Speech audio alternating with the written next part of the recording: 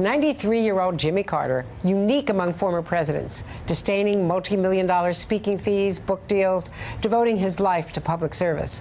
For the past 35 years, he has dedicated his life to Habitat for Humanity, helping build or renovate more than 4,200 homes in 14 countries. I spoke to him just moments ago about that today. He's in Indiana, where the Carters are building homes this week. First, though, of course, we talked about President Trump's treatment of John McCain. Mr. President, it's wonderful to see you again. Thank you so much for being with us. I'm going to ask you about Habitat and what you're working on today, but first, I want to talk to you about what is really overwhelming the country, the mourning for John McCain. As a former president, can you explain or justify an American president for hours and hours refusing to lower the American flag and not even mentioning the death of an American hero, a former prisoner of war? Well, I think that was a very serious mistake that President Trump made, and his friends and his opponents corrected him, I think, quite adequately. And now this most recent statement he's made is, I'd say, is okay. It's still not enthusiastic as it should be. I was proud to be a graduate of a Naval Academy like John McCain, and his heroism in the war and his service in the military in general, and also his service in the Congress of the United States, just made me proud to be a fellow graduate of the same institution. There's a pettiness in the president's responses to these people he has rivalries with. In the moment of death of an American hero, can't you overcome those political differences? Well, most people can, and I think that President Trump has a problem with that on occasion. But I'm grateful that he finally made a statement that I think is, I'd say, at the best adequate. And now that the flag is going to be lowered during an appropriate period on behalf of John McCain to remember him, I think is very good. So I'm glad to see that it was done, although it was tardy and mistaken at first.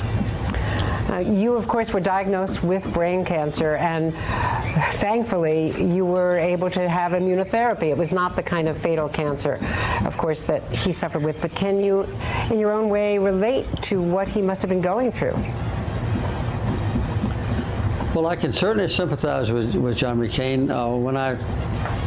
Before I started getting my treatments that were brand new on the scientific field, I thought I had three weeks to live at most, and so I was prepared for death. And I think that John McCain showed heroism in his final days, as in dealing with his family and dealing with his own constituents and dealing with the world. And so I'm very grateful for him, and I'm grateful, of course, to the scientists and so forth that made it possible for me to recover from brain cancer. You've lived a life of service, no celebrity, no multi-million-dollar deals, no big speeches, boards. What is it about Habitat and the life of service that you and Rosalynn Carter have lived for all of these years since leaving the White House? Well, one thing I like about Habitat that makes me keep on coming back is that it's not a charity organization. Every homeowner that will live in this particular house that we're in right this moment, and the ones being built behind me, have to pay full price for the house. We don't charge interest because the Bible says you don't charge interest to a poor person, but we charge the full amount of their house, and quite often, even for somebody on welfare and so forth, it's the payments per month are lower over a 30-year period without interest than the rent they've been paying for substandard or subhuman houses quite often.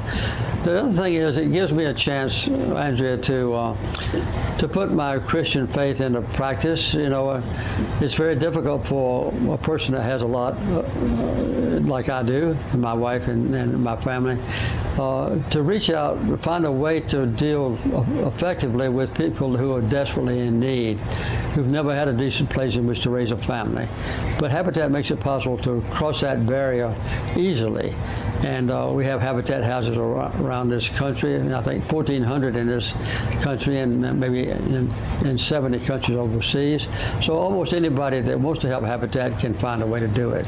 So it's just a very gratifying thing. We always feel much more grateful after a week of work at Habitat, and sometimes the work is very hot and hard, but we always feel like we get more out of it than we put into it.